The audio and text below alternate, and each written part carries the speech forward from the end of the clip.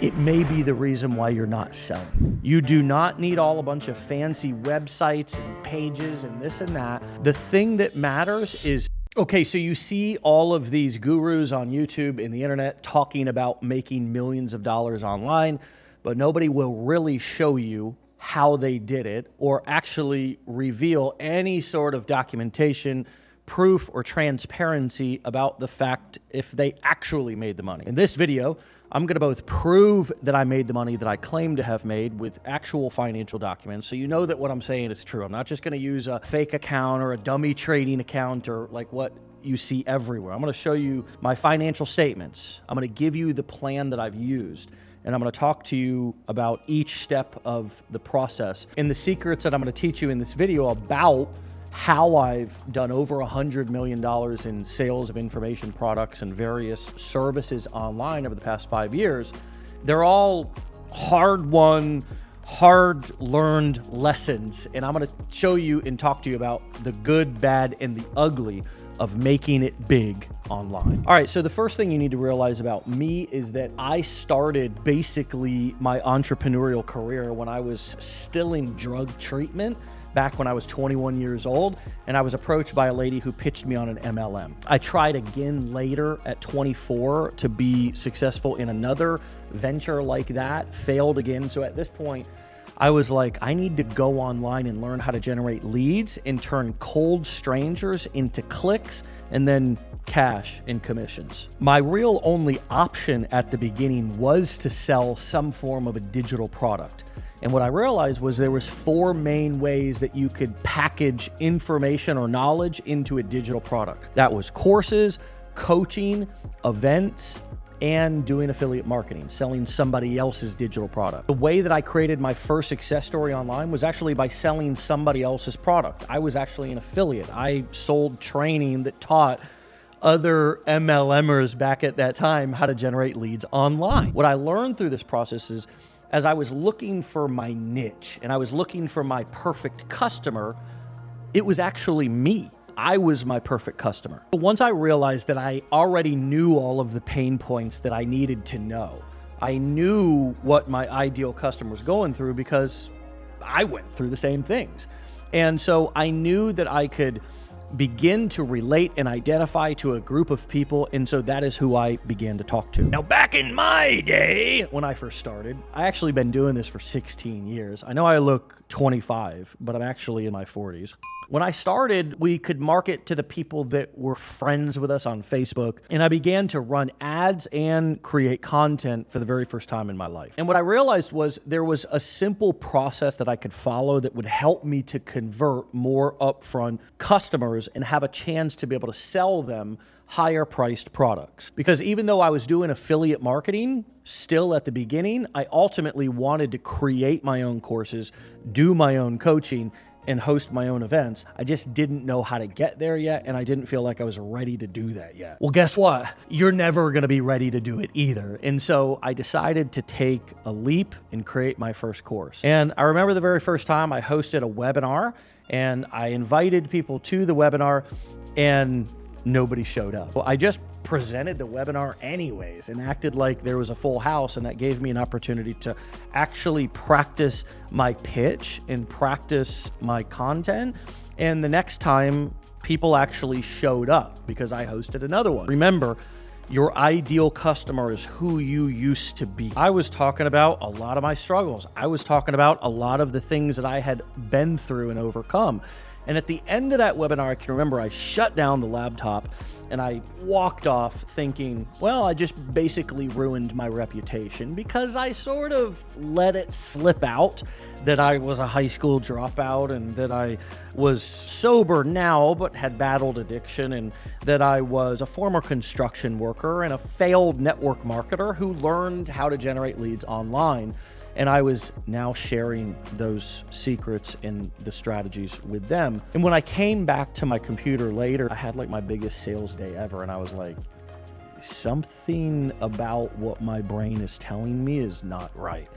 I'm lying to myself. And so once I got out of my own way and began to actually talk about my personal story and how it related to my ideal customer, And I also implemented what I call the perfect product pipeline, which is also in some circles called the value ladder. I realized that the best way to introduce a product to the marketplace was to offer them something like an appetizer, something low ticket that they could sort of get their feet wet, and as they were going through the process, make a decision whether they wanted to take it seriously and enroll in my flagship product or program. And so through the process of actually beginning to introduce and sell a low ticket product on the front end, and then over deliver in the low ticket product. And this is what's really important that you have to understand, that if you're going to launch a low ticket product that is going to give people a taste of what it is that you have to offer, to give them the opportunity to then say yes in a couple of days to something that's more expensive, that might be your flagship product, you need to do everything that you can with that low ticket product to put as much value as possible.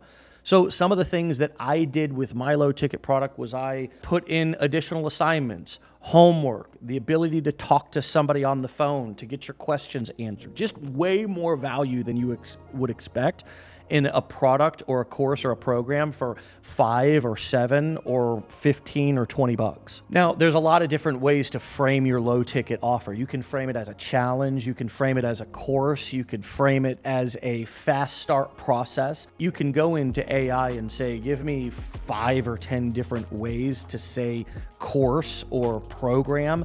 And you can usually come up with some creative ways to talk about your low ticket offer or product in a way that sounds different and exciting than what everybody else is doing. So let me tell you specifically what my offer stack and perfect product pipeline looks like so you can have an idea of how you may want to structure yours. So at the beginning is our $7 to $47 intro offers, which are irresistible. They're easy to say yes to. And then we've got our 100 to 500 mid-tier courses, which solve sort of a next level problem, or maybe a problem that comes after sort of that introductory, getting your feet wet. Now you're started. What's next?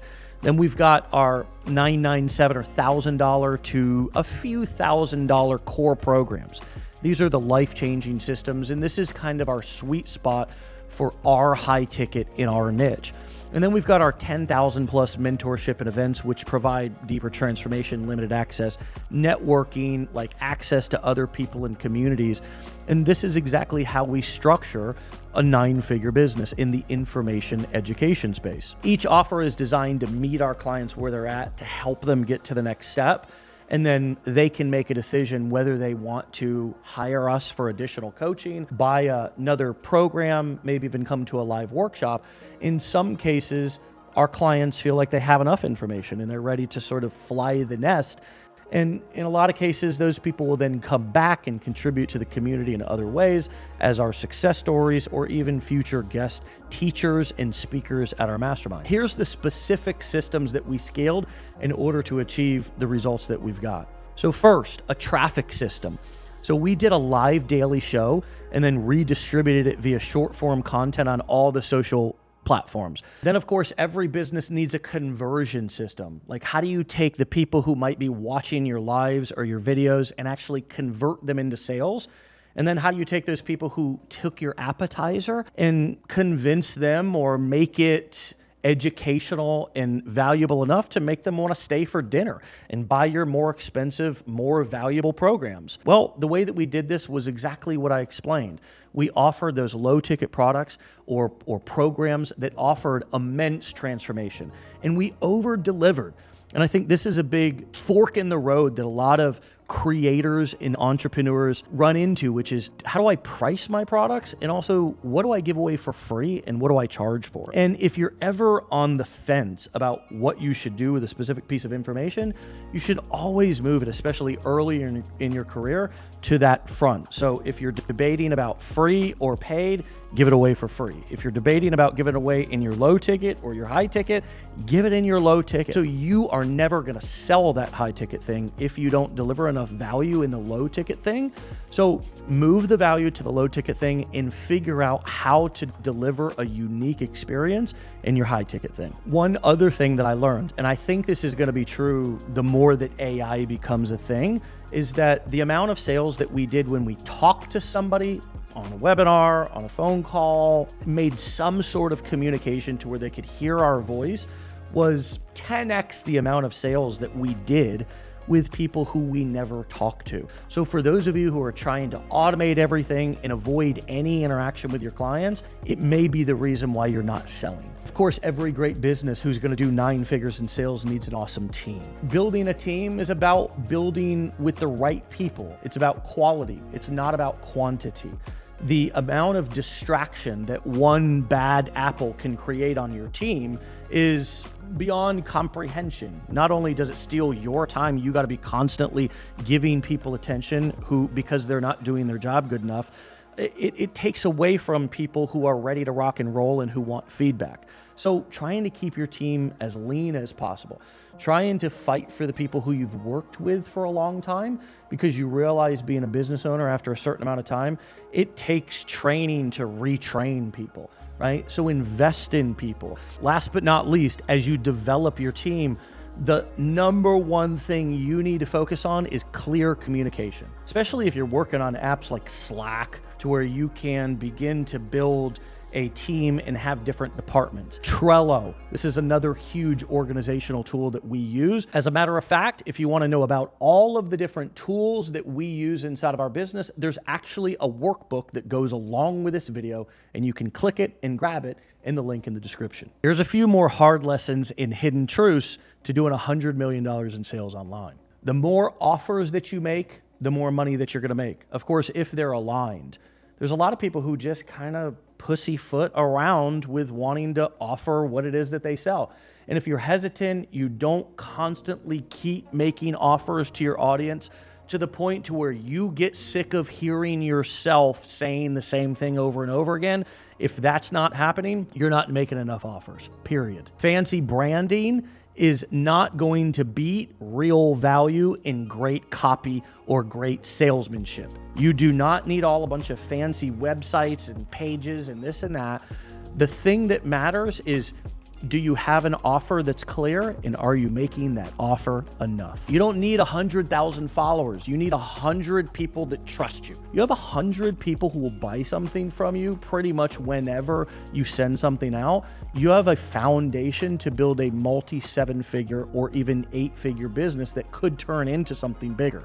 But you have to start with that kind of 100 raving fans and focus on them. And that's why talking to your customers, taking the time to offer things for free at first to collect testimonials, to get in the DMs and stop trying to automate everything and actually have a conversation with somebody. Send a voice note, not all the time, but if somebody's making a lot of effort or if they buy something from you, and the goal that you should have for your customers every day is to make their life simpler. And if you keep that the main thing, you're going to do great. The difference between a struggling entrepreneur and a 9-figure entrepreneur, it's not talent, it's not intelligence, it's clarity, it's consistency, it's execution. And it is about having the right tools and putting your energy in the right places. I hope this video gave you an insight into how we do it and how we've been able to do it, and most likely how we'll continue to do it here on my team. If you want to duplicate or model these same systems and strategies, there's a workbook that goes along with this video. You can click the link in the description. It will outline everything that I just said inside of this video in specific detail, as well as links out to all of the tools that we use, so you can at least make sure you got everything that we got. And with that being said, be legendary, and I'll see you on the next video.